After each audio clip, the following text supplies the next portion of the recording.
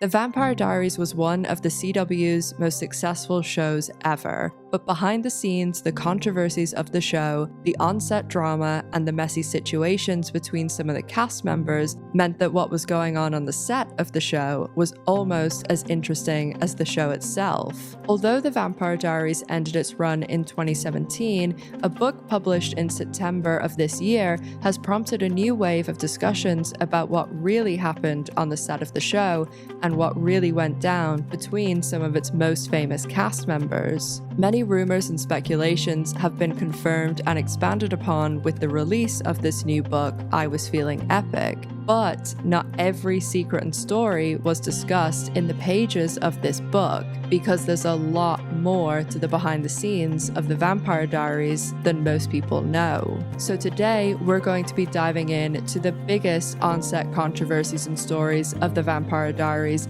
including stories from the set you've never heard before, because they've never been shared before. We'll also be covering the actors behind the famous characters, what they were allegedly like on set, and what they're up to today. The good, the bad, and exactly how much money the cast are really still pulling in thanks to their Vampire Diaries fame. So sit back, relax, grab a drink, maybe a bourbon and a snack, and let's dive in to the controversies, drama, and secrets of the behind the scenes of the Vampire Diaries. So this behind the scenes story is definitely one of the most interesting I've ever done, because I spoke to quite a lot of people that worked behind the scenes on the show and some people that were on the show. I spoke to a few supporting cast members and also quite a lot of extras on the show, people that were extras for multiple seasons and obviously multiple episodes. And I honestly have been not surprised, but by some of the stories given that circulate in the media about few of the cast members, there just seems to be a lot of very differing opinions on these cast members, especially the three leads and what they are like behind the scenes. A lot of what people told me who worked on the show told me stuff that I haven't seen circulated anywhere, and I have like a good few stories that I definitely know haven't been circulated anywhere. With that being said, this video will go over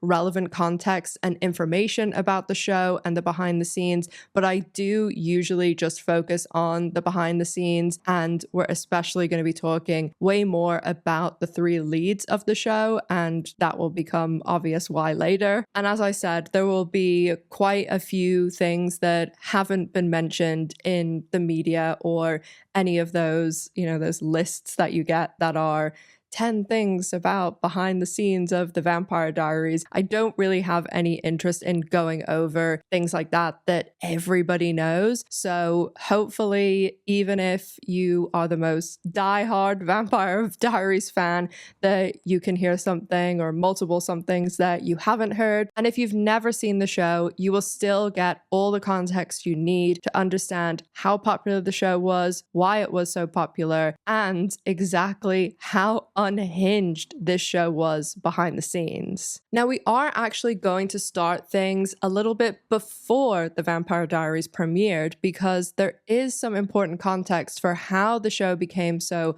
wildly popular and talked about, as when the Vampire Diaries debuted, it was the most watched pilot for the CW ever. The CW was only launched 3 years before that in 2006, when the WB and UPN both folded and created the CW, but it did hold on to that title for 5 years, and it was only broken when The Flash came out in 2014. Honestly, I still do give the Vampire Diaries kudos, because one, the amount that The Flash ended up breaking the record over wasn't a lot. They're pretty close numbers wise. And also, The Flash is a comic book character that's been around forever, is so well known. And they also got a boost because at the time, Arrow, a show that was on the CW was super popular, and The Flash, the character in the CW verse anyway, first appeared on Arrow, and they used that episode as a backdoor pilot. So it's no wonder that The Flash did very good right out of the gate.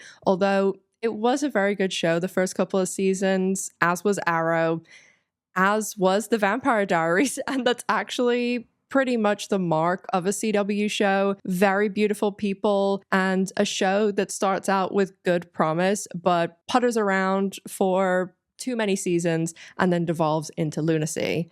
Before the show premiered, there was a lot of buzz around it, even back during pilot season for that 2009-2010 TV season. The Vampire Diaries was the show everyone was talking about when auditions were happening, and there was a ton of famous faces that almost nabbed the lead roles, not only on The Vampire Diaries, but later on in spin-offs like The Originals and Legacies. Sebastian Stan, Jason Momoa, and Bill Skarsgård were almost some of the leads on The Vampire Diaries.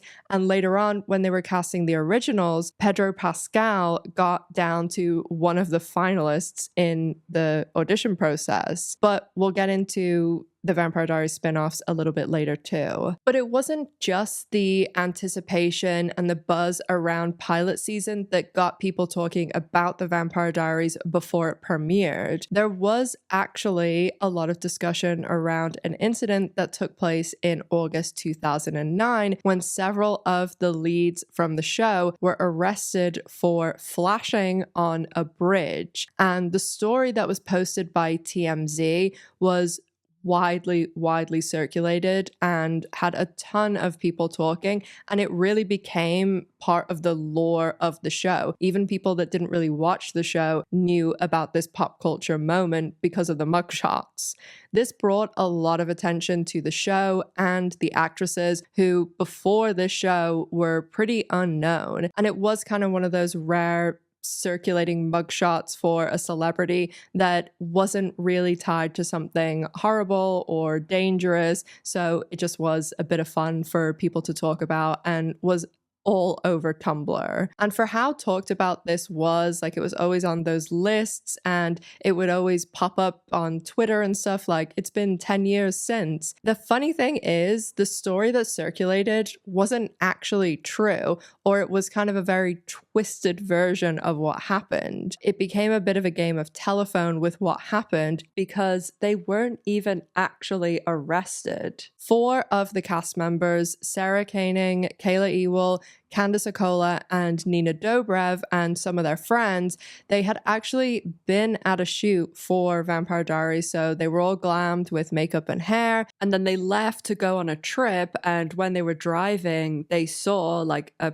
nice view and stopped to take pictures. It was nothing to actually do with the Vampire Diaries, and they went to a bridge that had a motorway, like highway underneath, and obviously cars going back and forth. And so when they were on this bridge taking these pictures, some motorists reportedly called the police to report it looked like people were trying to jump over the bridge and flashing of cameras. They didn't actually flash motorists, but again, that was the better story. So we took a picture, the police got called that there might be a suicide and attempt. the first thing that came out of our sweet little mouths, oh no, we're all actresses and we just got on this new hit show. We can't get in trouble. And so they told us to follow them to the police station, We which is weren't arrested for real. We Yeah. never got fingerprinted. It wasn't a real case number. We got ticketed. we and didn't they even just- get handcuffed. We No. drove ourselves to the police station like idiots. Yes.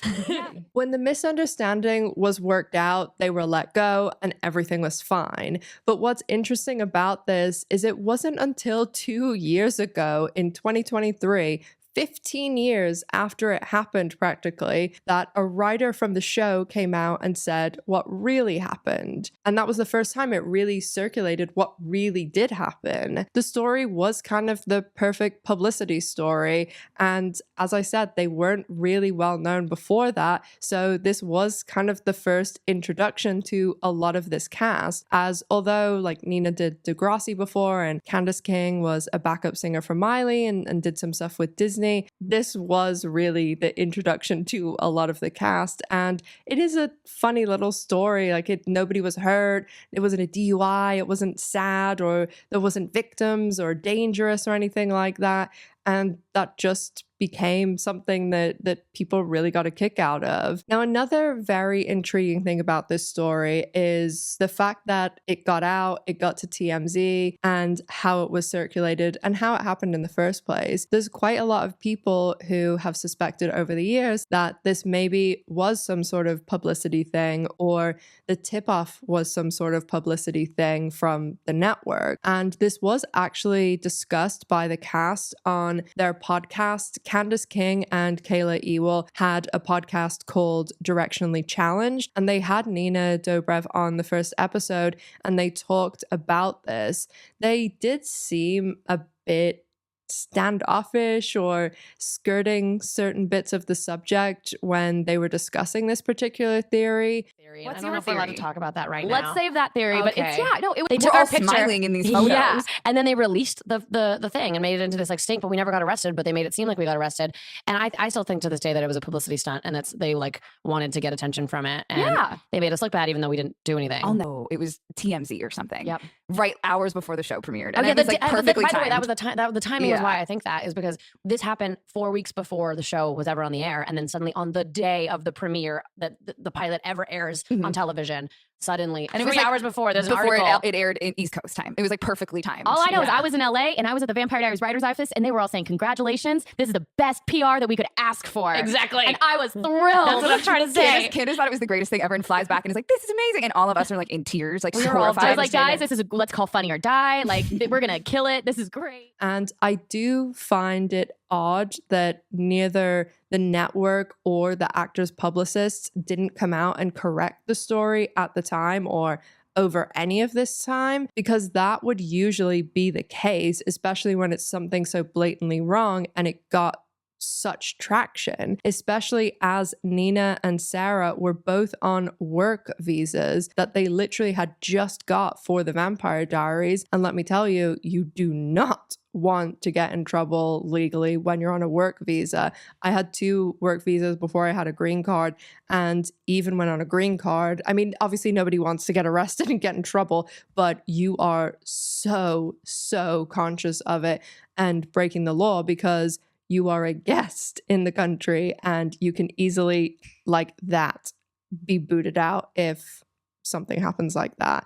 And, you know, that's a very minor thing, but you just never know. So who knows if the network did have something to do with it. At minimum, the story making its way to TMZ definitely throws up a flag, but it does seem like they saw how much positive attention it garnered and decided to just let the story exist out there as it was. And who knows, maybe this was even the genesis of Nina Dobrev and her PR seeing how much attention could be garnered through TMZ and other outlets like them, because Nina Dobrev definitely went on to have, and still does have, a very interesting relationship with the paparazzi, but we'll get into that in a little bit later. So when the Vampire Diaries did premiere on the CW in September 2009, some people would say it had perfect timing, but that timing was no accident. It actually was designed to have perfect timing. The Vampire Diaries is, unsurprisingly, about vampires, and the story centers around the character of Elena Gilbert, played by Nina Dobrev, and she's involved in a love triangle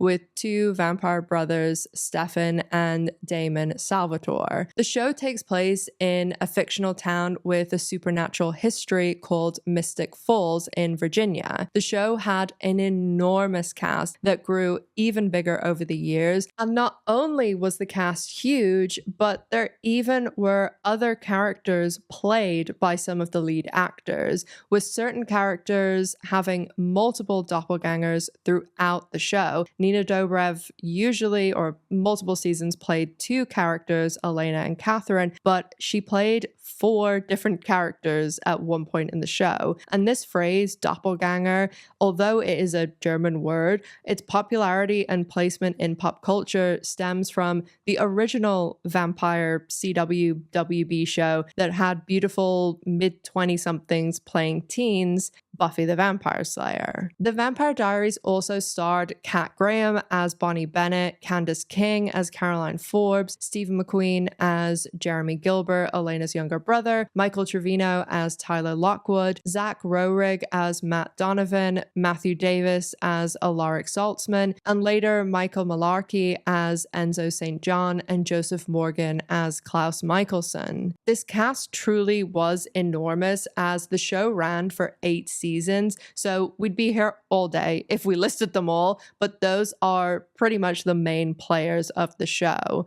Now, I say the show's timing was perfect and also was no accident because this show about vampires was released during the peak of Twilight mania. As I'm sure most people are aware, Twilight was a book series, later a movie series, about a human teenage girl named Bella Swan, played by Kristen Stewart, that falls in love with a vampire, Edward Cullen, played by Robert Pattinson, who would love to eternal sunshine of the spotless mind, that fact, from his and everyone else's mind. And the book and movie is a love triangle too, and the other third in this triangle is a werewolf, Jacob Black, played by Taylor Lautner. The Twilight series got more and more popular from its release in 2005 to when its last book came out in 2008, and this period in 2008 really was the beginning of the peak of young adult fiction that had supernatural or sci-fi kind of elements, as 2008 is also the year that the first Hunger Games book came out, and the year before, in 2007,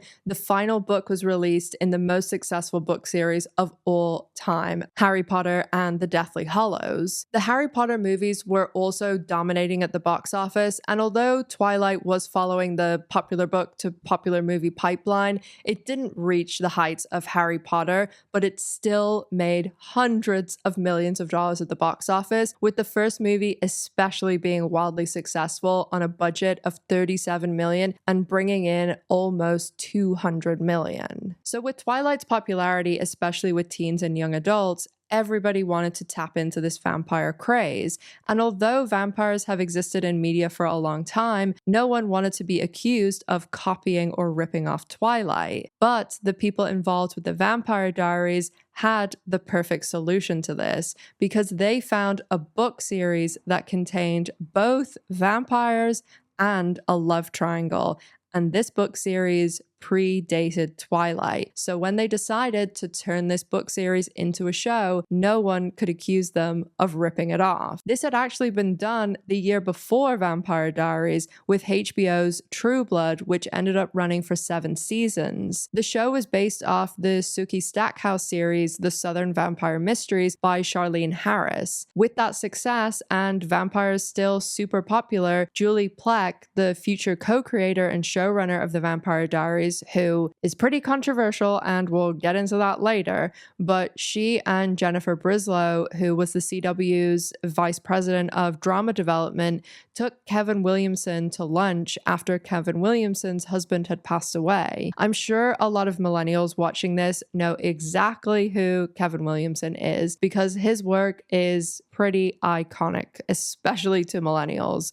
He got his major break in Hollywood because he wrote a script based on a serial killer that was in Gainesville, Florida, who preyed on college students. That film that Williamson titled Scary Movie was purchased by Harvey Weinstein at Miramax, and the film was later renamed Scream and ended up starring Courtney Cox and my former co-star Neve Campbell, who was gracious enough to let a 16-year-old me who was a Scream and Friends fanatic ask her 127 million questions when we would go out to smoke together during our breaks. Williamson also wrote Scream 2 and Scream 4 and was an executive producer on Scream 5, which they also titled Scream for some reason, and Scream 6. And it's just been announced that he is actually returning to the franchise along with Neve Campbell, thank God, for Scream 7, and he is actually going to be directing directing Scream 7. After Scream, Williamson's next film he wrote was based on a 1973 novel of the same name as what they ended up calling the movie, I Know What You Did Last Summer. This was another iconic 90s movie starring Freddie Prinze Jr., Jennifer Love Hewitt, Sarah Michelle Gellar, and Ryan Phillippe. Although Scream came out in 96 and I Know What You Did Last Summer in 97, there was a project Williamson was working on before the release of these movies that was actually a semi-biographical TV show. He was approached by an executive at Columbia TriStar after they lost out in the bidding war for his Scream script, and he was pretty much given free rein to make a teen show. So he did this kind of a little bit based on his life. Growing up, he was obsessed with film and filmmaking, and he also had a platonic relationship with the girl next door. And again, I'm sure a lot of millennials know exactly where I'm going with this, because this show also became one of the absolute defining 90s pieces of media, especially for teens and young adults, the show being Dawson's Creek on the WB. And Dawson's Creek, along with Buffy, was really the launching point for the WB, which later down the road led to the CW. So it kind of all loops around. And although everything Williamson worked on wasn't a massive hit, I do think that that provides interesting context for why the Vampire Diaries went on to be such a hit and connected with people so quickly. Kevin Williamson also met Julie Plec, who he would go on to co-create Vampire Diaries with through Scream, as Julie Plec was actually Wes Craven's assistant on the first Scream. By Scream 2, Julie Plec had become an associate producer, and she became a co-producer for Scream 3. She did work with Williamson on a lot of projects. She did a bit of consulting production for an episode of Dawson's Creek, and was an associate producer for another film he did, Teaching Mrs. Tingle. From 2006 to 2009, Julie Plec worked on the ABC family show Kyle XY as a producer, then supervising producer, and she ended in season 3 as a co-executive producer. When Julie and Jennifer took Kevin to lunch, they spoke to him about how they were developing a TV show for the CW. It perfectly fit the vampire craze, but they basically had this get out of jail free card for anyone who did accuse them of copying Twilight. Because The Vampire Diaries was based on a 90s book series by L.J. Smith and published by Alloy Entertainment, who were also behind the CW's most successful show at that time and one of their most successful shows ever, Gossip Girl. So the CW was pretty sure they had a hit before they even cast this show, because they were basing it on a book series that their most popular show at that time, Gossip Girl, came from the same publisher. And they also knew how popular Twilight and love triangles with vampires was at this time. So they were pretty confident. Although Kevin Williamson wasn't originally interested in the Vampire Diaries due to the similarities to Twilight, but he changed his mind when he read the book. He did have a few stipulations, like wanting to focus more on the town as a whole rather than the actual high school stuff, given that he'd done Dawson's Creek. Kevin and Julie are billed as co-creators and executive producers, and although the original author L.J. Smith, who sadly passed away recently actually, is credited for the characters, there is a lot of controversy surrounding the fact L.J. Smith did not have ownership over the Vampire Diaries nor the characters, as Alloy Entertainment had actually asked her to write these stories, and L.J. Smith actually stopped authoring the series for the last several books, and still to this day no one actually knows who wrote, I believe, the last 3 books in the series. In a weird twist, L.J. Smith ended up being able to release her original ideas for the last several books as fan fiction due to this thing Amazon was doing at the time, and they were licensing characters, and Alloy Entertainment being one of the characters that was allowed to be licensed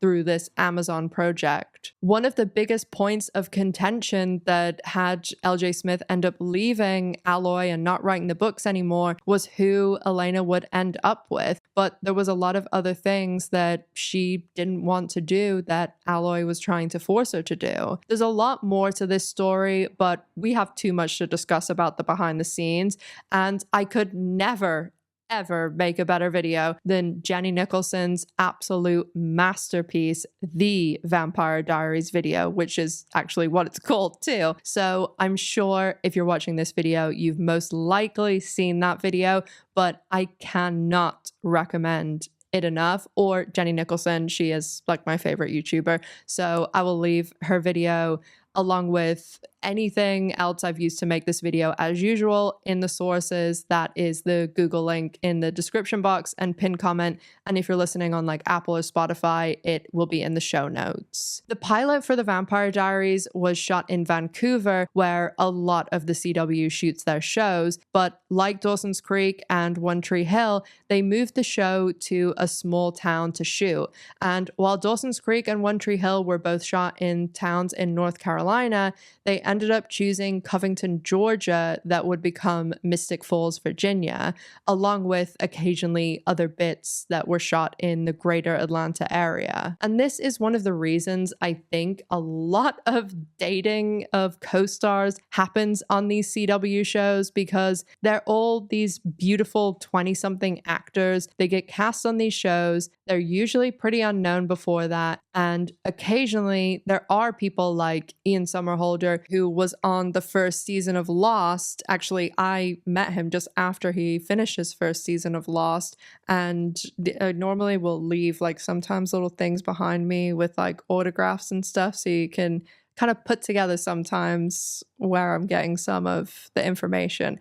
But Ian Somerhalder, normally there's like one of that type of person per cast. Like on Riverdale, the Cole Sprouse, he was the kind of known person on that cast. But most of the time, they're really not known when they're cast on these shows. And even if they are someone that most people can be like, oh yeah, he was on Lost, there'll be people like Grant Gustin and Melissa Benoist who, yes, they were on Glee, but they were there for a couple of seasons and they weren't like the absolute lead. They are known by a lot of people, but they're not like huge stars. So when they are cast on these shows, all of these beautiful people, they get isolated to these small towns, and they also are made insanely famous practically overnight by these shows. So when they do leave these towns, it's like mania because they have so many fans and everything like that. And when they are working, they're isolated. So it really isn't surprising a lot of them end up dating each other, because they're kind of going through the same thing that a lot of other people aren't going to understand. They aren't around a ton of people, especially a ton of other Hollywood people when they're shooting. And whenever they are off, it's like a small amount of time that they're going, to see family or go back to LA, whatever it may be. So it's not surprising, but also the CW is notorious for practically pushing their co-stars together, because the CW loves dating co-stars and they will use everything they can about their co-stars dating too. And if you're interested in any other WB or CW shows, I do have quite a lot of videos on behind the scenes of shows like that. Like I have a One Tree Hill one, a Gossip Girl one, and I do plan on doing other ones if videos like this do okay. So I will link things like the One Tree Hill, the Glee, the Gossip Girl video. I know Glee's not the CW, but same kind of genre. I will link those in the sources as well. And you can also click the iCard that's in, I'm pretty sure, this corner, and you can click right through to those as well. So like a lot of CW shows, there were several couples that were born out of the show. The most popular and well-known by far were Ian Somerhalder and Nina Dobrev, who were together for 3 years through the beginning of the show. One other thing you see a lot about CW shows is the exact reverse, which is a lot of these actors end up absolutely loathing their co-stars because again, they're all isolated together and working a lot, spending a lot of time together.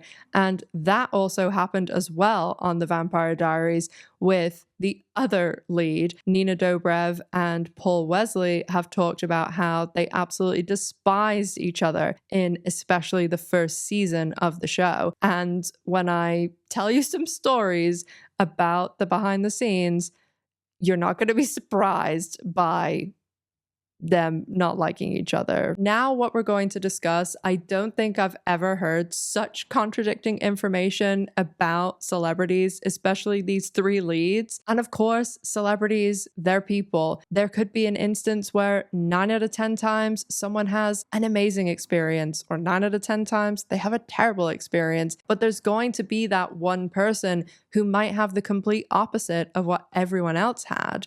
So that is just something important to remember, along with the fact that you also need to look at, when discussing celebrities, who is telling you the story. Because if someone is a massive fan of a celebrity and they go to a convention spending a lot of money to meet them and they are with them for 2 minutes, that's different to someone who has spent 3 years working with someone on a set. Also, the actors from this show do a lot of conventions now. That happens with a lot of WB and CW stars. They'll be on these really successful shows that a lot of the time run for years and years, and then they don't ever get another role that reaches that same height or that same bank balance. And so a lot of them end up doing conventions because it is good money for a few days' work, and you pretty much are answering a lot of the time the same questions, taking pictures, signing autographs, and being told how awesome you are by your loyal fans. I mean, that sounds like a pretty good deal. Personally, I think conventions are awesome if run correctly.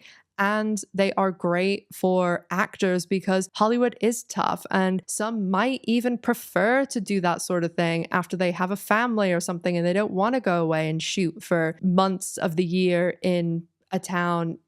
For example, in Georgia. Conventions are also great for fans too, not only meeting the actors, but they meet other fans and people can develop great friendships through them. But the things I don't like about conventions is, one, if they're badly run and overcharged and kind of scammy, or when the actors clearly do not want to do this and don't want to be at conventions and meeting fans. So what ends up happening is people spend a lot of money for a very poor experience.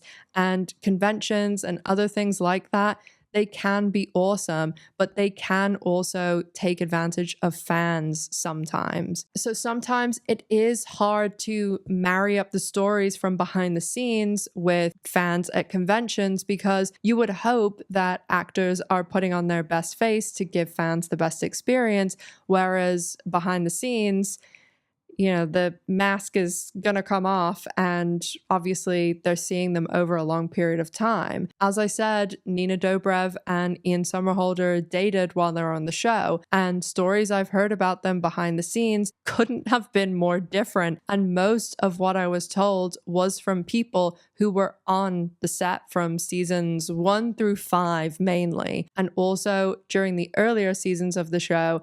Obviously, they didn't have the same sort of popularity and notoriety that they do now. And I absolutely have seen that change people massively, especially when you are then very, very popular on this crazy popular show for years. There is a massive fandom around the Vampire Diaries, and then you're doing conventions for years and years. I mean, anybody changes over that period of time. Think about yourself, like 2009 to say 2015. That's quite a lot of time that's gone by. So that's just kind of the caveat for what we're going to discuss about behind the scenes. I have met various cast members, guest stars, supporting cast members that I will get into a little bit later. But out of the main cast, the person that I've met myself is Ian Somerhalder. I met him the year that Vampire Diaries came out, and he was absolutely wonderful to me. A really nice experience. It was only like half an hour that I was with him, but he honestly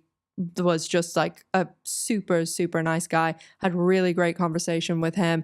And to be honest, everything that I've heard about him from this video, again, it is people from the set who worked on the show a while ago, but everything that anybody told me was extremely, extremely nice. And we will talk about kind of some of the controversial stuff now that's more based around business dealings and things like that. I will talk about that later, and also discuss things with his wife, Nikki Reed, who was in the Twilight series. She played Rosalie in Twilight. And there has also been some things that they've said and done that people have been annoyed with, and it has sparked things in the media. But everyone who had anything to say about him was extremely, extremely positive. And I'm just going to warn you right now, the same cannot be said for the other cast. Later, I will get more into the recent stuff about Ian, his wife, Nikki Reed, and some of the things that have been reported by fans or come out about his nonprofits and some of the businesses and the convention stuff as well. And there was an epic disaster that happened with the conventions for the Vampire Diaries recently. But everyone I spoke to who worked with Ian in any regards on the Vampire Diaries had nothing but wonderful things to say about him.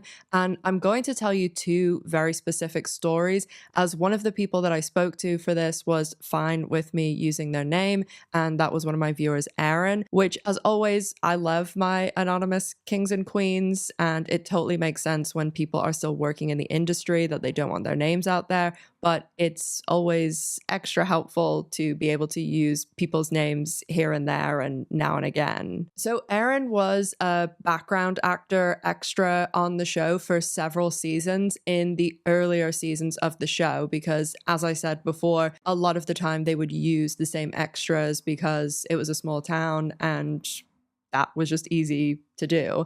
The last episode that Aaron did was around 2012, 2013, like season 4-ish. And Aaron told me a specific story about pretty much each of the leads.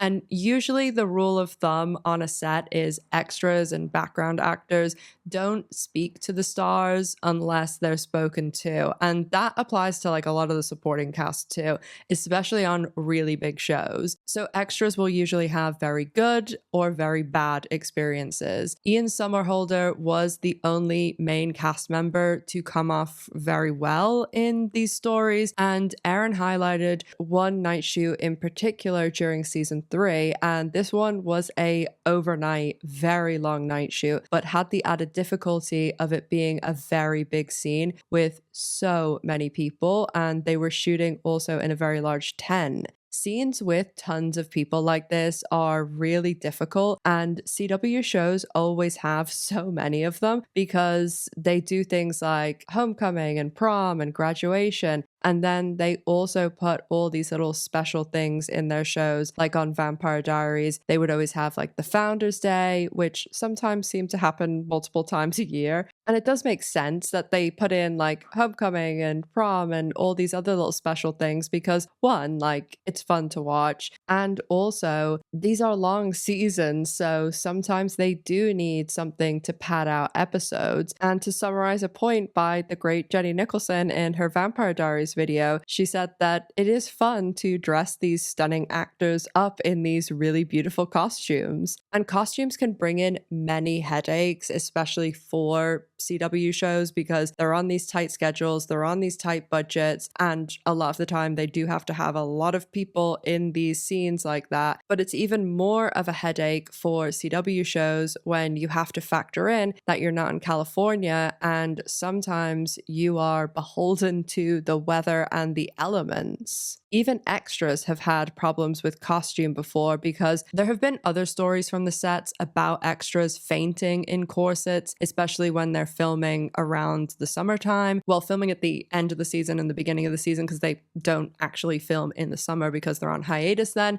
But these shows, a lot of the time, CW, WB shows, they have very long shoots because they are producing an hour of television every week, and that's so rare today. And they also have a lot of overnight shoots because even looking back at shows like Buffy, like they shot so much stuff at night, and that was also true for the Vampire Diaries. Although lots of extras were reported as fainting, they kind of had the opposite problem on this shoot because it was freezing cold that night.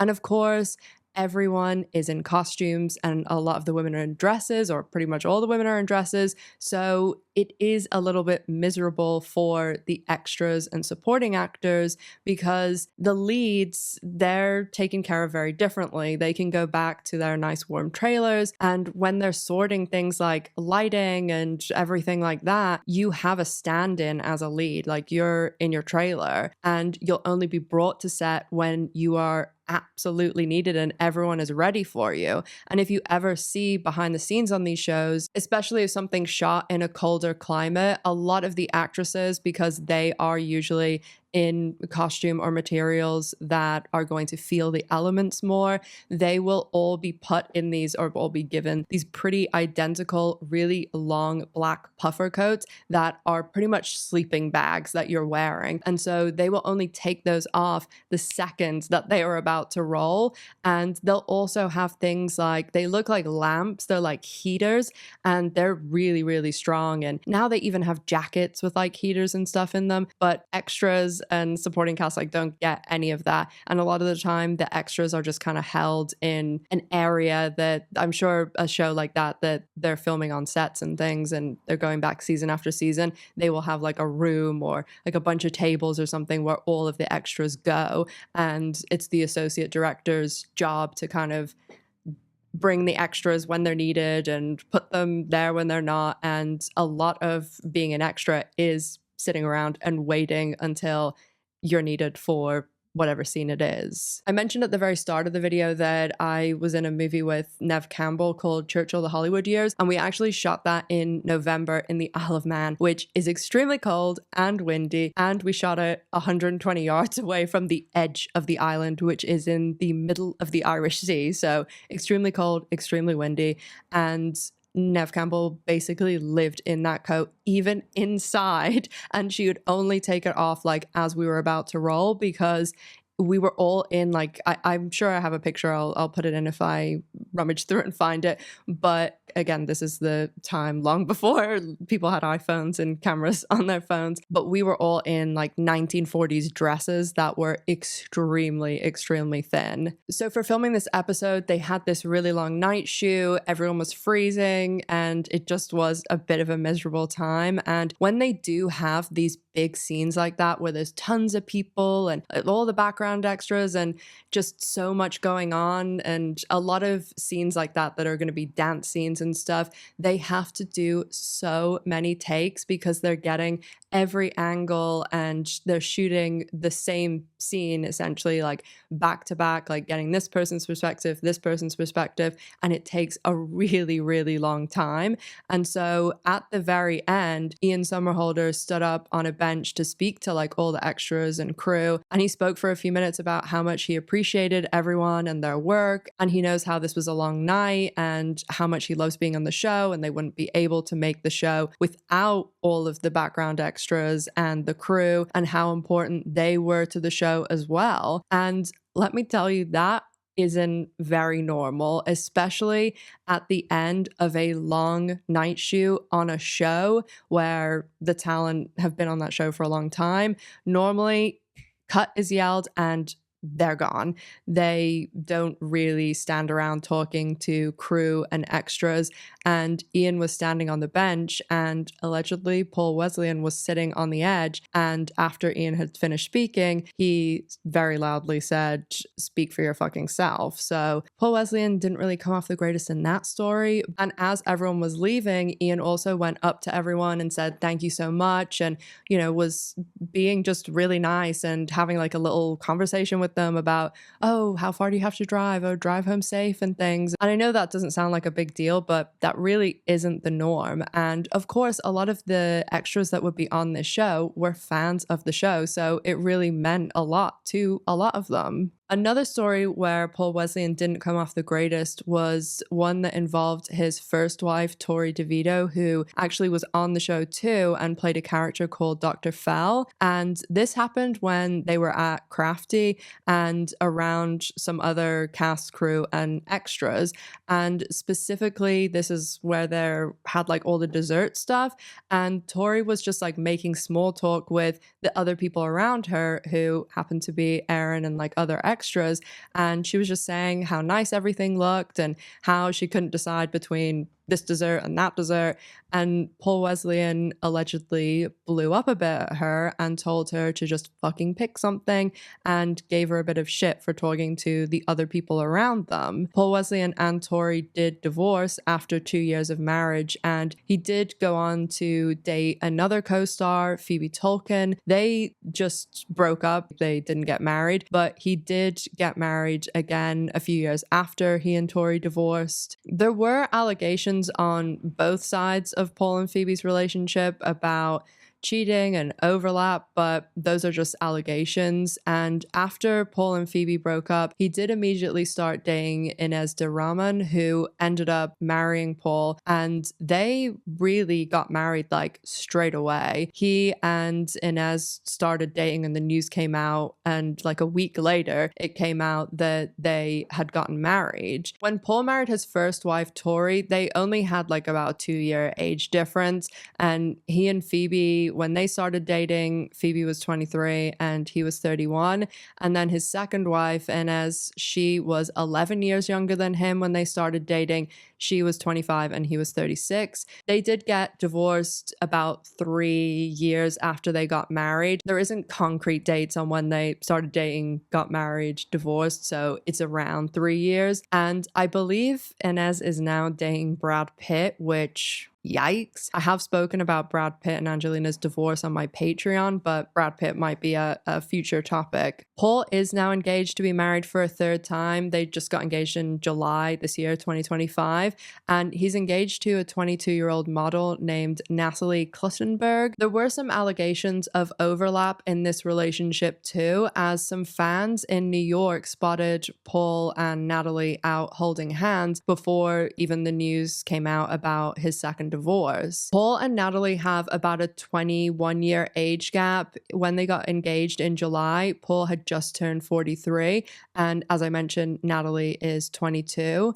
Prior to the Vampire Diaries, Paul was on a couple of WB and CW shows like Smallville and Everwood. Smallville was probably his most well-known prior to Vampire Diaries, as he played Lucas Luthor, Lex Luthor's younger brother, and he also had roles on some other teen young adult shows like The OC and 8 Simple Rules. At present, he's playing Captain Kirk on Star Trek Strange New World, and he does do a lot of conventions, as do a lot of the cast. From what I've heard and read, there are a number of fans who have enjoyed meeting him, and of course your fans are going to give you a lot of grace, especially fans that are paying money to go to conventions. And while there are people with these positive stories, there are a lot more not so positive stories.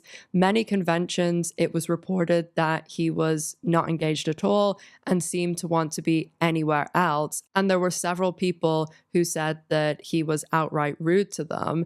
And of course, these conventions are extremely expensive, especially if you do the pictures or autograph or meet and greets, and especially the epic conventions, which were very big Vampire Diaries conventions that we will talk about a little bit later. Of course, everyone is human, everyone has off days, but when you are being paid enormous amounts of money to meet your most loyal fans, who are the people who made you rich and famous in the first place, that is something that people should be getting a good experience for.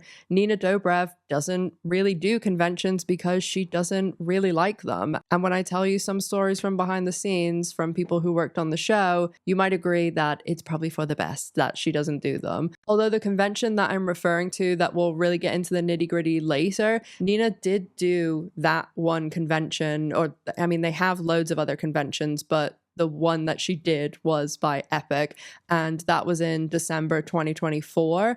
And this ended up getting a lot of attention when she did this because, one, she never does them. And so tons of people were really excited to be able to go and meet her and, you know, pictures, autographs, all those things. But this ended up garnering a lot more mainstream attention when one of the clips from a panel went viral for not a very good reason. While some of the cast and writers were doing a panel, a step and repeat from behind them fell towards Nina, Candace King, Kat Graham, and I believe it was a writer that was on stage with them. And when this step and repeat was falling, Candace King and Kat Graham jumped in and literally stopped it from falling.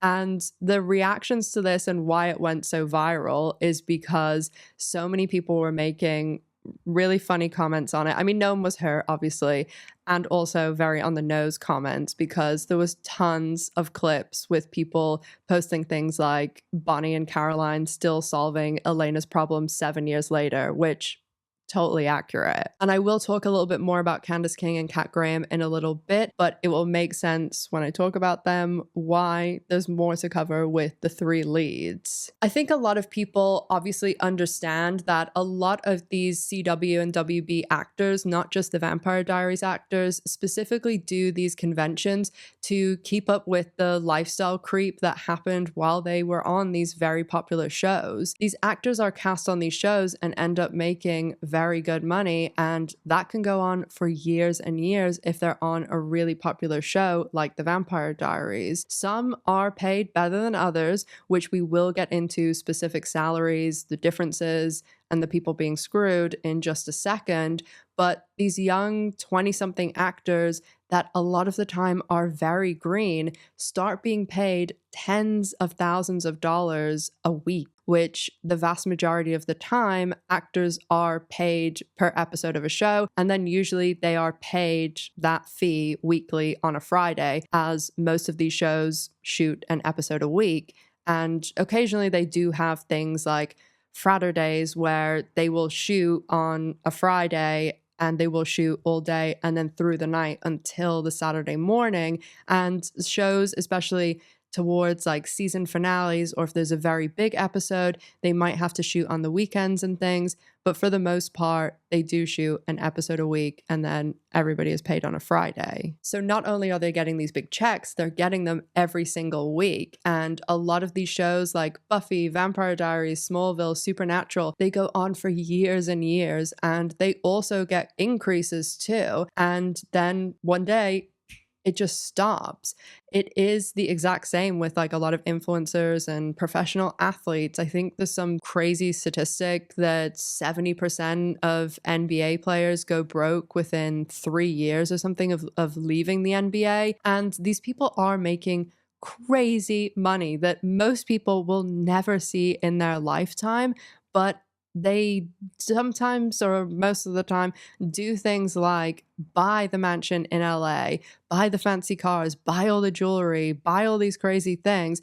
And even though they are earning a lot of money every week, they're spending a ton of it. And what a lot of these actors don't realize is that, yes, maybe you can afford the mansion when you're on this show, but after the show, there's still property taxes. They're still running the mansion, which is insane money, as is running these super fancy cars. I know people that live in mansions and literally their electric bill is like $2,000 a month, and some of them it's even more. And of course, because these people are making so much and a lot of them are California residents, pretty much straight away they're losing half of it in taxes. And of course, very wealthy people, you know, they have accountants that know all the best ways to do things and stuff, but it still ends up being a lot. And, you know, most of them should move to Miss Gloria's homeland of the Isle of Man, where for businesses there's 0% income tax and there's a max personal individual cap of 125 grand. So even if you were a multimillionaire, billionaire, you would never pay more than that because it's a long story, but the island's very wealthy. It's the longest standing government in the world, first place to give women the vote, and as I said, the birthplace of Miss G. So it's a very interesting place. So with taxes, all running their mansions, property taxes, all of that, that's a lot of money gone. But there's also for actors things like 5 to 10% to agents, managers, 5% to their lawyer. They're also paying the accountants and all of the other lifestyle things that they do. There's also things like glam and hair and assistants and drivers. And a lot of shows, like if you look at shows like Grey's Anatomy or anything pretty much on ABC, NBC, HBO, Showtime, they do a lot of things for their cast that cover a lot of that stuff I mentioned. They will have cast be driven to set every day that the network pays for, and you can see some interesting things on those pick up and drop off sheets sometimes about where cast are being picked up and dropped off to.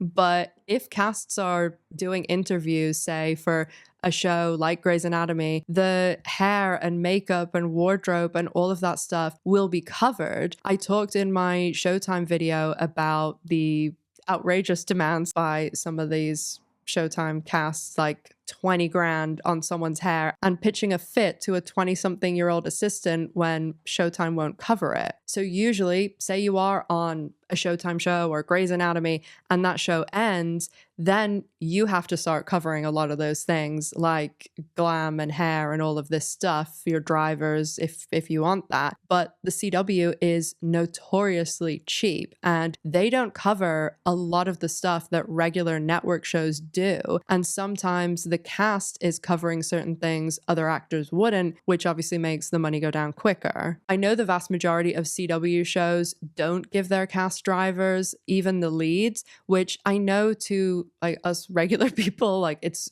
not shocking that we don't have drivers, but it is surprising for leads of a show. The Smallville cast actually staged an protest intervention with the network because they wanted Tom Welling, who played the lead Clark Kent on Smallville, to get a driver because they were worried about him crashing on the way home when he would drive home at night after or early in the morning after like a 16-hour shoot. He did eventually get one, but only because everyone on the show fought for it. And there were so many pay issues on that show too, especially, of course, with the lead actresses. Erica Durant in particular, in my opinion, got screwed, but I really want to do a Smallville video, so hopefully that will happen soon because there's a lot to talk about there, not just Allison Mack. And the CW clearly didn't learn their lesson with this whole thing with Tom Welling because KJ Apa, who was the lead on Riverdale, which was another wildly successful CW show, he ended up crashing his car when he was driving home tired from a shoot. So I'm guessing the Vampire Diaries cast didn't have drivers either. Most actors being cast on a CW show sign a contract for 6 years at the beginning, which is high on average when looking at other shows, but that is how long the leads of the Vampire Diaries cast signed for whenever they were cast on the show. And depending on what deal an actor gets, like a lot of things can factor in how known they were before, if they have a good agent. A good agent really can be the make or break between having a good contract because they can negotiate for all types of things to be built in with like bonuses and raises. I've talked before about people like Sarah Jessica Parker probably having like the best contract on TV of all time, and that was a lot to do with her agent. CW actors can be a bit taken advantage of when they are signing these initial contracts because a lot of the time it is their first big job, but there's actors on these shows that are even more taken advantage of, in my opinion, because there is some good old-fashioned, in my opinion, sexism and racism, and that seems to be what was going on the Vampire Diaries too. And what we'll talk about here will also let you see that so many of these websites that do no research, they will put out these lists that will be like the highest paid person on this show and this person's net worth and, oh, the highest paid CW stars. A lot of the time, it's really garbage what they're putting out, because if you look at any of those lists and websites prior to this summer, tons of them have Nina Dobrev as like the highest paid on the show, and it's the complete opposite, as Nina Dobrev was paid significantly less than Ian Somerhalder and Paul Wesleyan, despite the fact she was the main character. Obviously, the three of them were leads. There's an argument there that all of them should have been paid the same, but if that wasn't the case, then Nina should have been paid more. There isn't a case, I don't think, for the two male leads to be paid more than the woman on the show who is literally the main character. And I'm saying this as someone who's trying to look at this objectively. I mean, obviously, everybody has their bias, and I'm just a crazy woman making videos with my cat. There's no machine or agents or managers. But I do find this show a little bit easier to be objective for, because other shows like Buffy and Jesus Christ, the L Word, which, as I've said many times, I know too much about that show and far too much about the people involved with it. But shows like that I grew up watching, I've watched for years and years and years, and even stuff like I have relationships with people on the L Word and stuff. So it is harder that way. But I didn't watch The Vampire Diaries as it aired. And believe me, again, when I tell you some of these stories about Nina Dobrev later, she's not someone who I'm like gonna be absolutely rallying to go and fight on the side of, except for this case, because it is absolutely bullshit that she was being paid less than the two male leads for the entire run of the show. And this pay issue contributed a lot to her exit for the show and why she wasn't in the final season more. They actually had a plan to bring Nina Dobrev back for the final season, but they allegedly offered her 5 times less than what she was on when she left. And she left at season 6, the end of season 6, when their original contracts ran out. And I would bet a lot of money that Paul Wesleyan and Ian Somerhalder got a big increase for season 7 and 8 to retain them, because the show was so popular. Of course, they're going to get more money. So that's even more insane that she was offered 5 times less than what she was on in the original contract that would have been for a lot smaller amount, because it was made before the show was successful. On a lot of CW shows, the leads generally earn in the beginning a range from like 30 to 40K per week / per episode. Of course, some are higher, some are lower, and people who aren't the absolute leads will make less. Like Stephen McQueen, who played Elena's brother Jeremy, he reportedly made 15K an episode. Michael Trevino, who played Tyler Lockwood, he reportedly made between 15 to 20K an episode. So on screen, I'm putting the SAG-AFTRA television agreement wage table and the CW supplement wage table, and it's 19 pages, so I'll link it in the sources below so you can see the full thing if you want to. But it basically goes over the rates for actors and performers for literally every acting role. And this is like the minimum rate that you would have, as it breaks it down by like all different categories. So there'll be like lead actors in a 30-minute show, lead actors in an hour show. And there's even like minimums for background actors, singers, and it can be things like, are they mouthing? How many singers are involved? And the rates are all different. And there's also things like stunt performers and airplane pilots. Since the CW is a smaller network that operates on a smaller budget than the big networks, because of that lower budget, the SAG-AFTRA and the AMPTP, which is the Producers Association, they negotiated this special pay scale for CW shows. So the CW shows can pay a slightly reduced rate. Nina said she was offered 5 times less than what she was on when she left in season 6. And the minimum that a lead actor on a CW show that's an hour long at that time could make was about $10,000. So the minimum she was making by season 6 was 50K a week / per episode. And maybe there was little things built into the contract, but that sounds like what it started at because they were still on those contracts in season 6. That works out at about 1.1 million a year. And I doubt she was on the minimum, especially by season 6, but you never know. And that means that Ian Somerhalder and Paul Wesley were making a minimum of 1.32 million a season by season 6. But of course, their pay increased significantly for season 7 and 8 as they had to sign new contracts. Based on the minimum that they could have been on for the earlier seasons and what I've seen as an increase for similar shows, I would estimate by the last 2 seasons that they were on a minimum pretty much of about 2 million, maybe 1.9, maybe 2.2. But again, I don't think they were on the minimums, especially by those last 2 seasons. So when the Vampire Diaries actors sign these 6-year contracts, they are pretty much locked in for 6 years. They are very, very hard to get out of. And usually they cost a lot of money if you want to get out of them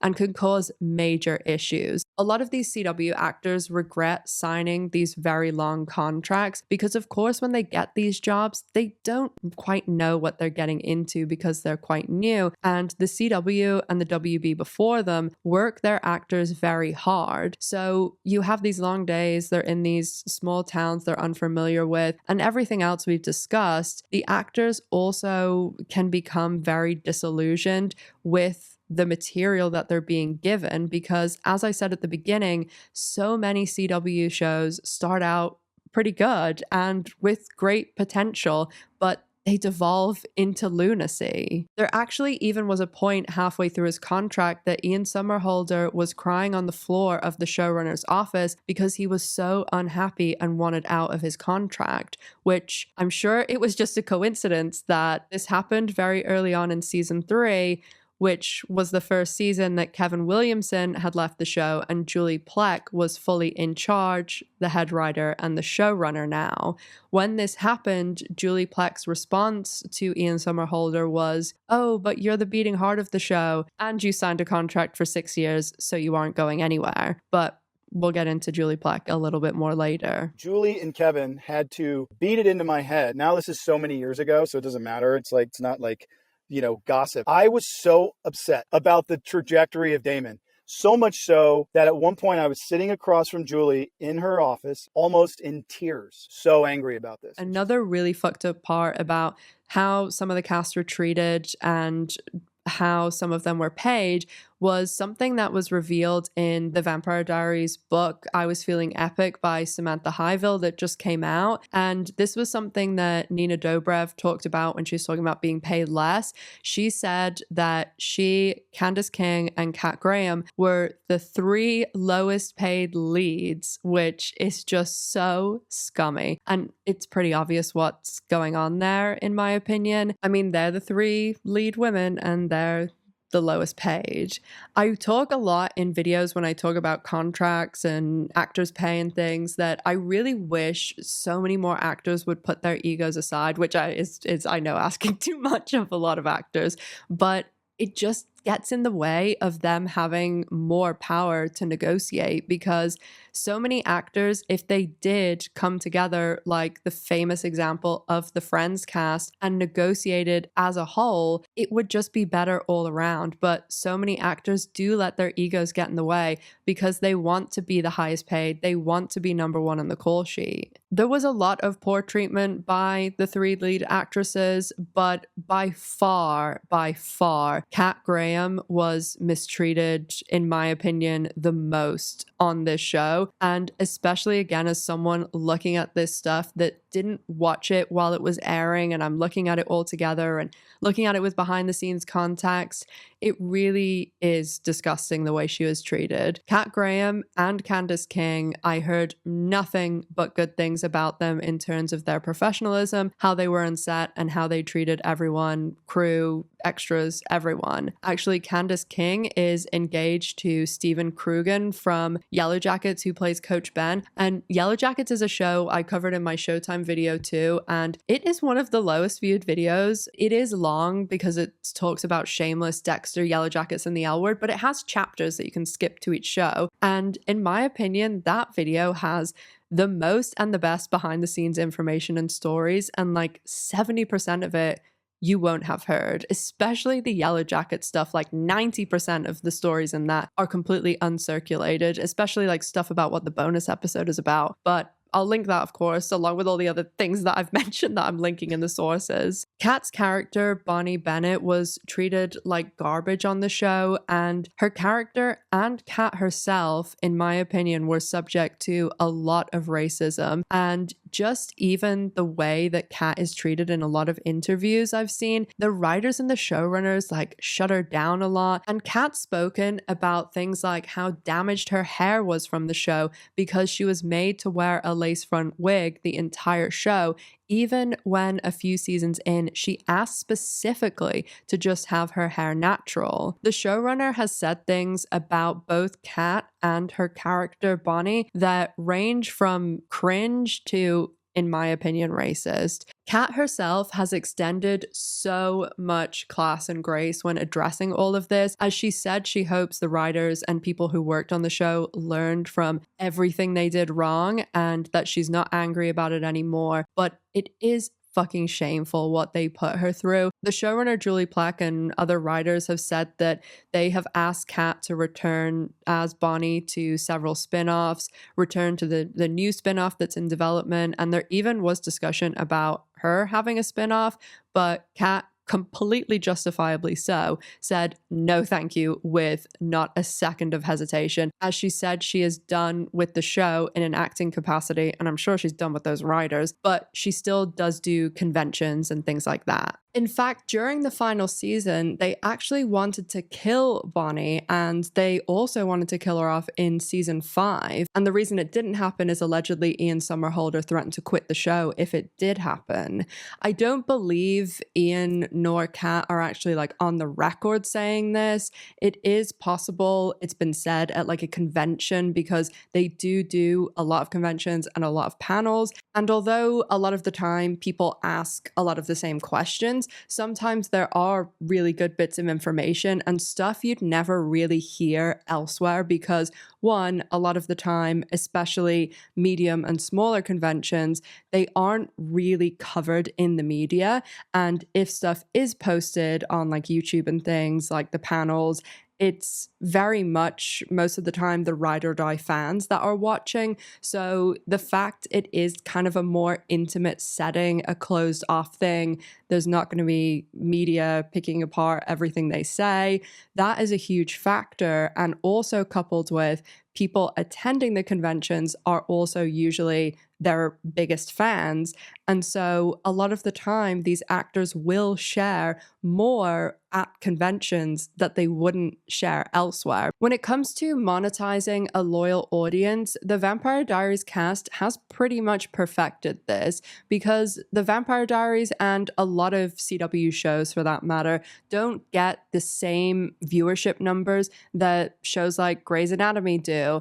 And the Vampire Diaries and CW shows, they are constantly, even now, and it's been like nearly 9 years since the Vampire Diaries finished, they are growing their audiences still to this day because a lot of those shows now are on Netflix in their entirety. People logging onto Netflix, they see a show that has 8 seasons and 22 episodes, and that's really appealing in today where maybe you get 8 episodes every 2 years. So that's why, and I talk about this all the time, a lot of these shows from the 2000s and the 90s, they are so popular today because there's so much more of them. And that's why a lot of the streaming numbers, I mean, there's something ridiculous like nearly every show in the top 10 is over 10 years old or something like that. So the cast not only have the original fans that watched the show when it was airing, but they constantly have new fans being added into their audience.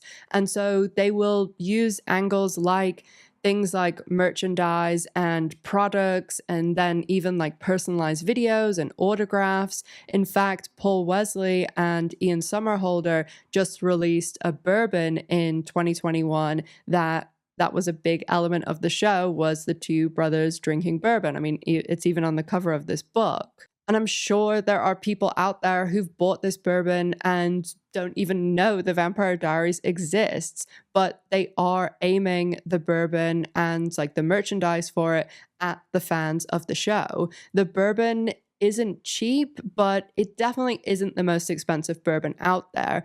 And as I said, they do have merchandise that goes with it too, but this is very expensive. The merch mainly consists of hoodies, shirts, and hats, and the hoodies are $70, which is a crazy amount for a hoodie. There's a company called Blank Clo, and they specifically go to celebrities that have very dedicated audiences, like the Vampire Diaries cast. Another example is Alicia Haley and Kate Manning from the L Word. Their podcast Pants uses Blank Clo. All of these people that go through this Blank Clo company do have very dedicated audiences. But from what I can see, the Vampire Diaries cast are their biggest collaborators. So I will show you like my own profits and things like merch wise and like how much you make per item and all of that stuff. And spoiler alert, I sell like 2 shirts a month, but I will show you like behind the scenes sort of thing of how you can change it and like how much you get per item and all of that stuff. And when it comes to regular merch, like I am not someone that has, you know, like I'm not a celebrity. I'm not someone that has like a million plus audience, but also the type of content that I do, people aren't running to go buy my merch. As I said, I literally sell like 2 shirts a month at max. And it's another thing like the Patreon. It's there if people want it, but I'm not going to be like shoving it down people's throats. I have to use like a big company that they kind of just are like, this is the price. And I used to use Spring when I had my original channel, used them for years, had no issue. And then they started having all these issues with shipping because apparently they laid off like a ton of their staff. So now I've just literally like 2 weeks ago switched to Fourth Wall, and it's a little bit more expensive like on my side, but I don't want people waiting ages for it to ship. So my margins are pretty small, but that is like a me doing because you can control your prices. And I know a lot of people say you can't, but you do. You have to have them set at a certain amount because obviously you can't set them so low that Fourth Wall or whoever you use don't make their money, but you are in full control of how much you make on it. So I'll put on the screen hoodies. I make about $9-10. If I charged $70 for a hoodie, I would make over $50 from it. But if you do it through these companies like Blank Clo, where you are doing a massive amount, but it's all ordered and paid for up front, so you're only printing the exact amount, you make so much more. You would make about $60 to $63 profit per hoodie, and they are shifting crazy items, and they also don't have like designer fees or anything like that. And then also through this company, I believe only the Vampire Diaries cast do this right now, but they do these little pop-up stores where when the Vampire Diaries cast member has new merch coming out, they will go to, a lot of the time it is Covington, Georgia, and they'll say, okay, it's $15 to get into this pop-up store.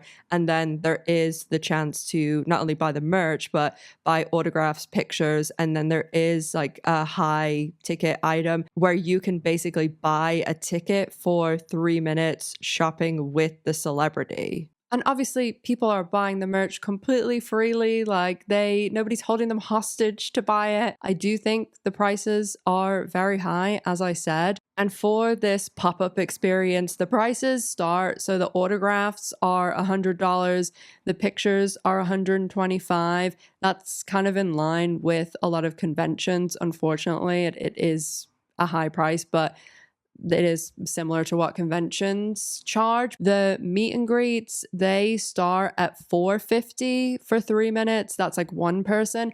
And then the most expensive is $900 for 3 minutes with like shopping with the celebrity. But the $900, I believe it's 4 people that can be there for the 3 minutes. Hi guys, Editing Ash here. I just wanted to say, I'm not saying like no one should make merch. Obviously, like I said, I sell merch, even though it's a very tiny amount.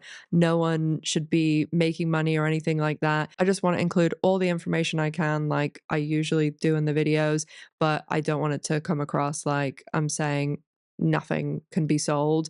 But it's just the fact that every single post, like I went back on Ian's social media for months and months and months, and I'm not being hyperbolic. Every single post was something being sold or pushed or this and that. But I just think there's a larger conversation to be had here about where is the line, because it seems like a lot of people don't have a line. There are actors, influencers, YouTubers who they do only promote products that they use, or they only promote products that they really have like tested and believe in, and they don't do ones that are harmful. But it really does seem like it is just anything and everything for certain people. And when you have younger audiences like CW actors, I do think there's a discussion to be had. So again, I'm not saying no one can do anything, but I just want to include everything I can. And back to past me. Ian Somerhalder has now said that he's retired from acting and is more of an entrepreneur now. Much of the businesses are stuff that we've talked about, like the Bourbon and merch.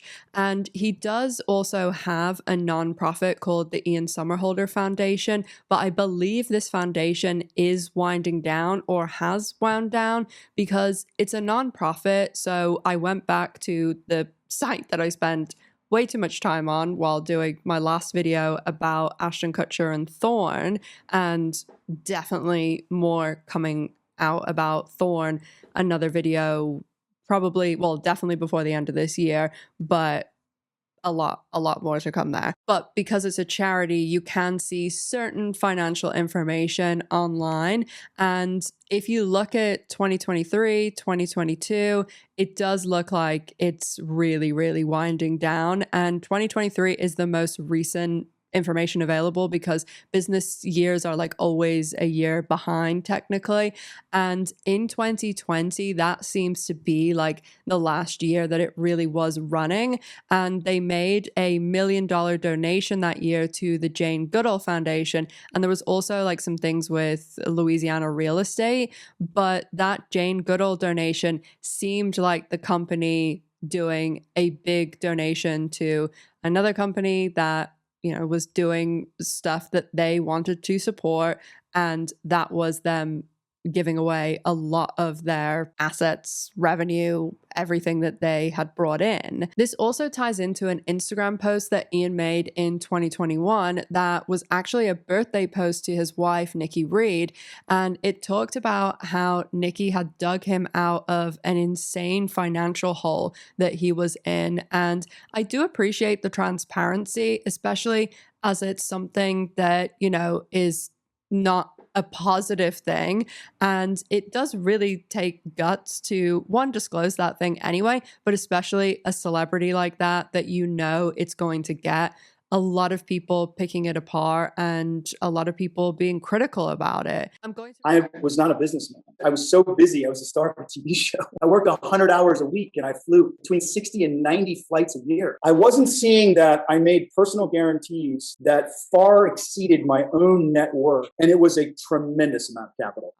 I'm going to read the relevant parts of the post because the other bits are just like talking about his wife and like saying happy birthday and stuff. But this is the relevant stuff about like businesses and financial information. And it reads, I never disclosed this publicly, but this woman worked selfishly for 2 years to build me out of a terrible business situation I got myself into. Before Nikki and I got together, I built a company while shooting the Vampire Diaries that was very important to me, and I invested heavily. I made huge personal guarantees to banks. However, due to greed and fraud within that company and fraudulent activities from the biggest customer, not to mention the temporary collapse of the oil and gas industry, I was left in an 8-figure hole. It was awful, a true nightmare day in and day out. I had to travel the world weekly to pay for massive monthly 6-figure banknotes and ended up in hospital 4 times in 2 years. This woman here decided that she didn't want to see her husband ruin his body, mind, spirit,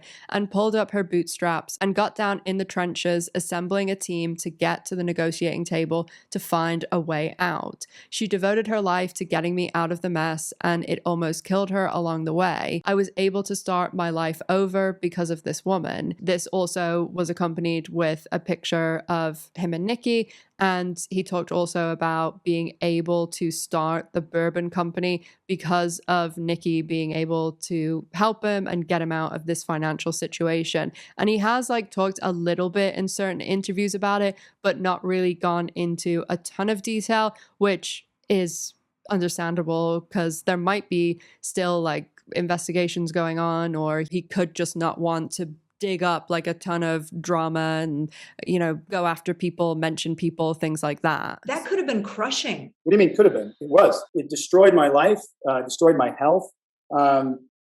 It wreaked, unbelievable havoc on the life of my wife and my family. So reading between the lines, I'm assuming a lot of the convention, sponsorships, products, and everything else like that was because he was in such a bad financial hole.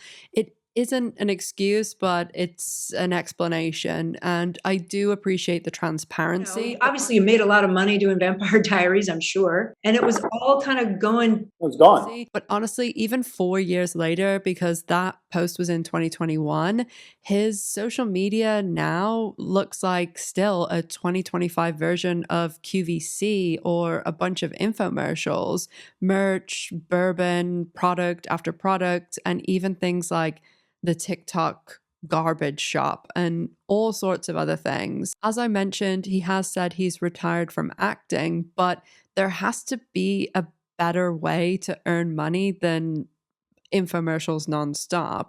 I do think so many of these actors see how much money they can make by just doing that, like promoting stuff nonstop, no matter what. And it really does become a slippery slope with what is being promoted. And Ian has got a lot of criticism for this.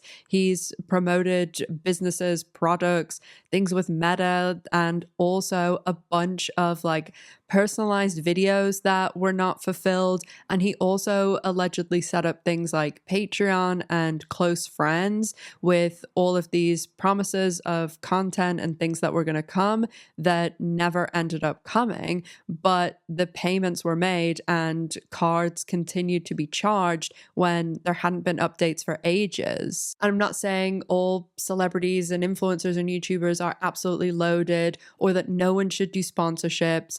And I'm really not talking about people who have like 100,000 subscribers and get 700,000 views a month and take a sponsorship for $2,000 from a VPN company. I just wish the people who have the privilege of a platform would think all of these things through and how it affects the actual people in their audience who are the reason that they have a lot of what they have. And even though I say I don't do sponsorships, I get emails constantly about them.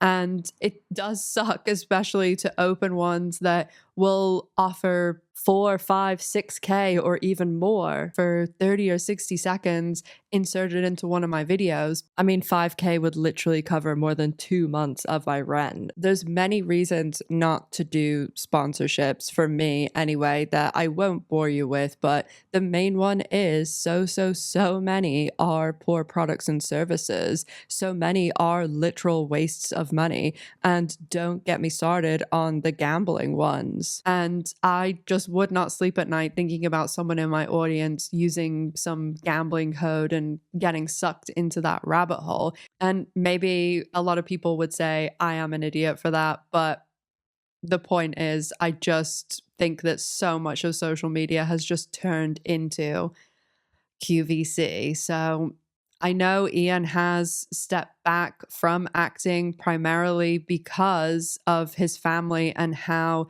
his family members have been treated by a small but a certain part of the fandom. Obviously, not all, but there is a small group of intense fans that haven't really been kind to Ian's wife and have also made comments about his kids. Ian has spoken many times about feeling uncomfortable about how targeted his wife is, and his wife Nikki Reed is a deep dive in herself. She's most known for her role as Rosalie in Twilight, and she also starred in the movie 13 when she was like only 15 with Evan Rachel Wood, and she did actually co-write that movie with Catherine Hardwicke, who directed it and then went on to direct Twilight. And I do plan on doing a Twilight video someday, and I know I've mentioned about a zillion videos that I'm thinking about doing in the future in this video, but in a nutshell, a subset of very intense fans are very big shippers of Elena and Damon and Nina and Ian as obviously a real life couple. Nina and Ian broke up after about 3 years of dating, and Ian then within like a year or so went on to date and marry Nikki Reed, and they now have 2 children together. For many years, there was a narrative that Nina and Nikki were best friends, and Nikki then dated her best friend's ex. Nina and Nikki definitely seem to have known each other, and there's pictures of them. I think it's Ashley Tisdale's birthday and certain other things, but I don't think from what I've seen, it seems like they were best friends. They definitely knew each other and were friendly, but there could be something that I haven't seen online. And of course, I don't know their intimate relationships, so maybe they were, but it just doesn't seem like that when you look at everything and not just what people are saying, because sometimes with this stuff, someone will say, oh yeah, Nikki Reed and Nina Dobrev were best friends, and 100 people read that and then they repeat it to 100 people. And I mean, we all know how like telephone works and stuff. So when I look at like actually what's out there, there doesn't seem to be a huge amount. But then again, it isn't like now where everybody takes a million pictures a day. Ian did kind of address this on Instagram when he, Nina, and Nikki went out to dinner after filming the end of Vampire Diaries when Nina came back for the last episode. And they kind of said, you know, people have been saying they were best friends and they have issues together, and there's no issues. And of course, like celebrities post things like this all the time and it's not true, but that's like the closest thing they've come to addressing it. The bigger part to this story is how this group of intense fans have treated Nikki. And honestly, it isn't surprising at all that Ian Somerhalder is upset by this, because the things that some people have said, again, it's not everyone, it's a small group of people, but saying these things about his wife and kids, I mean, honestly, it is jaw-dropping and not in a good way. If he posts about her, especially like in the beginning of their relationship and when the show was on, but it still does happen, you will see people like on their pregnancy posts or posts about their kids being born, and people were literally like wishing life-ending stuff towards her and her kids and just saying like awful, abhorrent things. People talk a lot online about Ian and Nina not interacting ever or doing cons together. And as I said, Nina doesn't do a lot of cons at all, but I can't really say that I blame Ian for not wanting to do stuff together, because everything today is filmed, and even them like smiling at each other or looking in the direction of each other will get blown up into something huge. And it also reignites everything again, because people will take one thing and it just like spreads like wildfire online, and then it's a new wave of backlash against his wife. And people will say it's Ian that won't do these things and Nina isn't the problem. And I've seen many comments saying basically that, but it's Ian's wife that people go after 99 out of 100 times, not Nina's partner, Shaun White. And, you know, everybody gets criticism that's in the public eye, or even posts like something on social media that gets 3 likes. Like there's always plenty of criticism to go around. But the amount of criticism that Shaun White has got compared to Nikki Reed, there's a absolute ocean between them.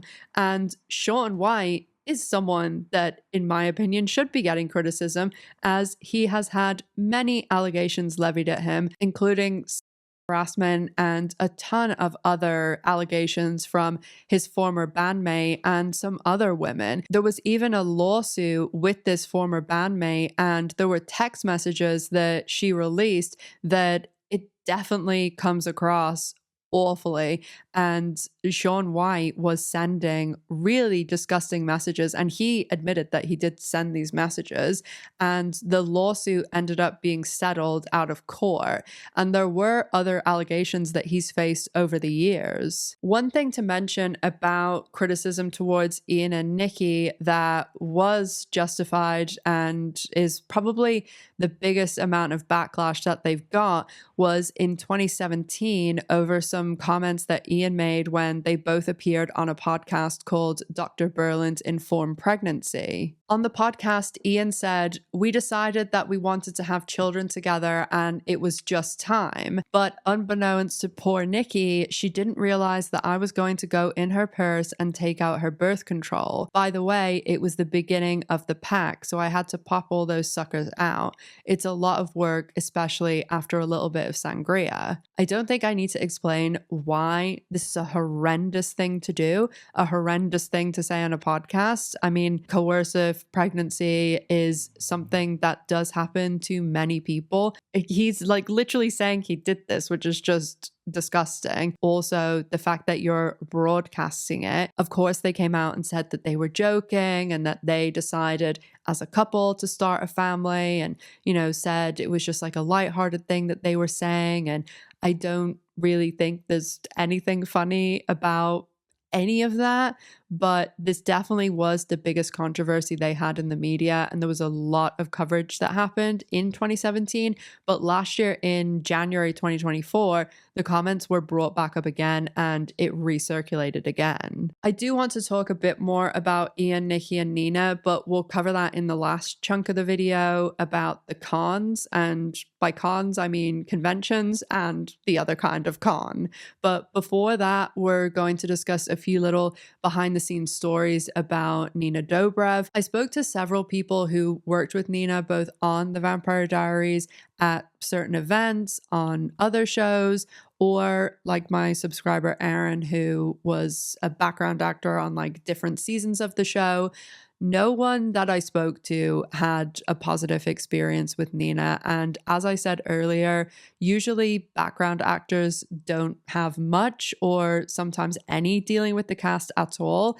And while I wish that wasn't the case, that is just unfortunately the way the industry is. And I'm not going to hold that against someone because that's just the way it is. But one thing that is rude, and honestly, this kind of sounds like a skit or like something from SNL, but Nina allegedly has been known to just be very unkind anytime she does come within range of any extras or background actors or even some minor supporting actors. Apparently, it was pretty common for her to be within earshot of any extras and to give them a not very nice look and then say, "Ew, extras," even when they weren't in any way like trying to talk to her or look at her or anything like that. It does sound like a skit, like I said, but there's multiple people who've said that. And another story that two different people told me that, again, sounds like something that just is a little too like cartoonish, but it's to do with marks, which if you're on a set, like you'll see a lot of the times like tape on the floor, and that is where people are literally marking where an actor is to stand for the camera and focus and all of that stuff. And you will see, you know, if somebody has to walk in a scene, there'll be the mark they start on, the mark that they go to talk to another character or whatever. And a lot of that too is, you know, if there's movement in a scene for where they have to go for the camera to pick them, but it's also for like continuity because like Miss G, she's too good for marks. So whenever I'm making a cut because I've messed up, sometimes you might see that, oh, G's sitting like that. But if I make a mistake and, you know, I've made like a mistake after a minute, I go back and you might see her like, oh, and now she's over here. But if she was trained to stay on her mark. She would know not to move. So whenever they're doing the marks and things, they will literally, it's like tape that they'll put down. And, you know, on a lot of shows like this, each character might have a different color tape.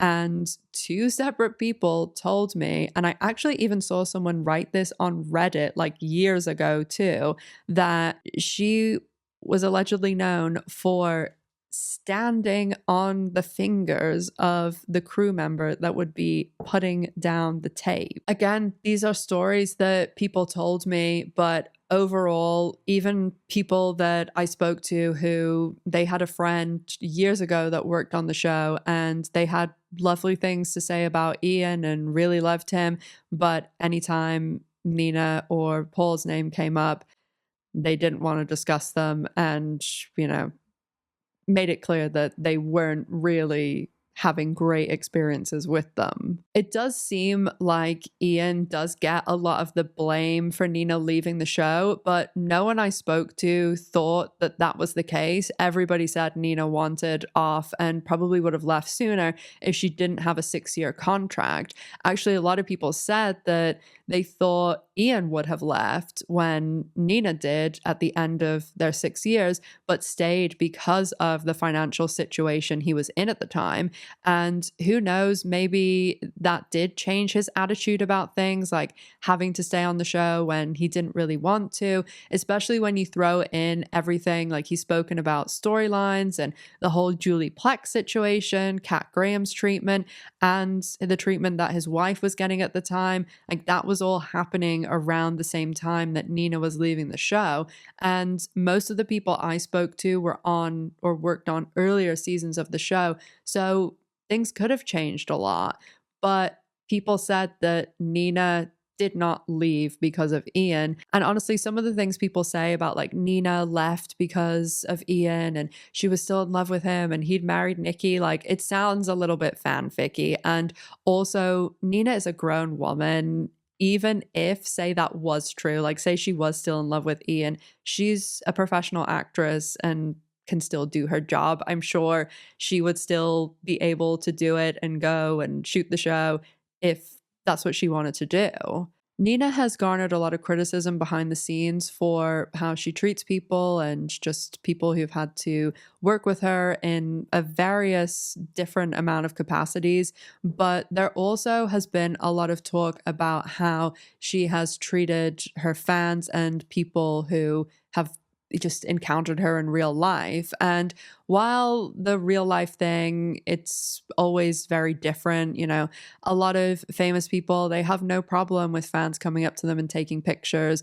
And of course, you could catch someone on a bad day. You don't know what's going on with their life. They could be in a rush, like a million things could be going on. If someone's with their kid and stuff like that, it's different. And, you know, there's a lot to say about all of that. And, you know, everybody has different opinions about it and different actors, different things.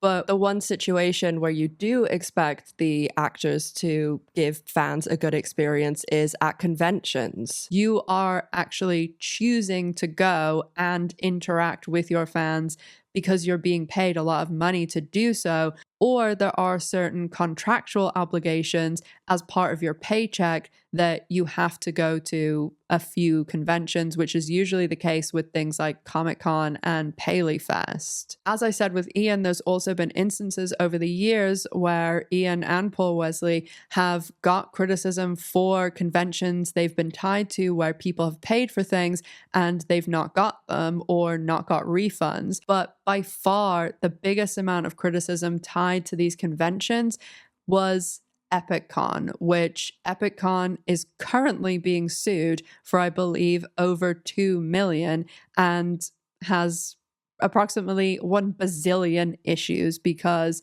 it has been an absolute disaster and a lot of people have lost a lot of money because of it. EpicCon is an epic deep dive in itself. There's so much to it, and there's also parts of it that aren't Vampire Diaries that are other shows. While Epic was primarily themed around the Vampire Diaries and there was a lot of controversy, The vast majority of the controversy is to do with the organizers of the event and all of the fallout from their very reckless decisions. And there definitely is a discussion to be had around, especially some of the lead actors and how involved they were, how much they were seeing, and especially like around a lot of the prices and things that were being charged. That is set by those companies, but they're obviously aware of what people are being charged, and they are seeing, especially if they're going time after time, how people are being treated and what's going on, and even how they are being treated. And of course, they are being paid very high fees that are astronomically more than other conventions. But as I said, the controversy and all the fallout is tied to the Epic creators. And I highly, highly recommend a video by one of my favorite YouTubers, Kiki Chanel, did a 2-hour deep dive into EpicCon and everything that happened. And she actually went to some of their events. So I highly recommend her video. And honestly, her videos are great too, just like Jenny Nicholson's. So I'll leave it linked down below along with her channel and Jenny's channel in the sources. Hi guys, Editing Ash here. Sorry I don't have the ring light on. G's asleep and it is very, very, very late. One might even say it's very, very early. So I just am checking this and I just wanted to jump in and kind of reinforce. I do not have any issue with conventions. I love conventions. I've been to many conventions. I probably will go to many conventions in the future. I just think it's like anything that you, especially if you have fans and you're asking people to come and spend money and you are profiting from something and profiting a lot, that you should do your due diligence and look into these things. Obviously, people can't see the future. They can't know everything. And especially, you know, the very first Epicon or whatever it may be, they can't know everything. But I do think that maybe there wasn't as thorough a vetting by every single person. And there were certain people that spoke out. Like there was even some actors like Chase Coleman. And obviously that was down the road when there had been conventions already.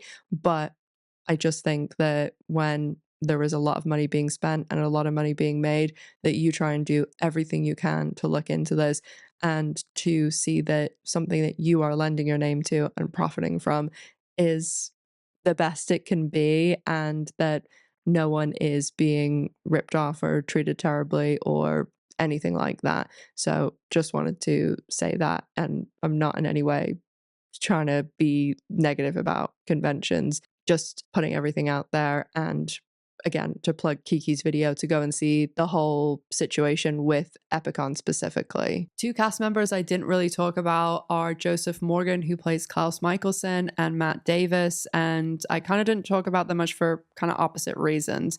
Joseph Morgan, anyone I asked about him just said he was a lovely guy, professional, kind, polite. And from what I heard, drama-free, and people really enjoyed working with him. And maybe there's potential for a video about the originals in the future if this one does okay. Matt Davis, who played Alaric on the show, has been criticized for a lot of things. How he treats other cast members, especially the women, how he appears to make them very uncomfortable and like just touches them weird in interviews and says things weird. He tweets out a lot of just awful things, racist things, things about guns and people coming to his house and he has guns. But apparently the CW doesn't care, and Julie Plec doesn't care because they had no problem keeping him on the spin-off Legacies until that was cancelled in 2022. The Vampire Diaries was a super successful show that had a lot going on behind the scenes. It's done a lot for its actors and a lot for its fans, and continues to do so to this day. And of course, new fans are discovering it, especially on streaming every day. There's a ton more to discuss with this show, so let me know if you enjoyed it, if you want a part 2, or for me to cover the originals. If you made it to the end, thank you so much for watching. Miss G, she's done. If you made it to the end, leave MVP below so I can thank you. Miss G is trying to give me her hint that she wants her after filming treat. I have left my Patreon, my social media, G's social media, and my merch that is Miss G themed below. So maybe we'll get 3 sales this month. Thank you so much again for watching. And as always, make sure to stay safe, take care of yourselves, and I hope to see you in the next one. Bye, guys.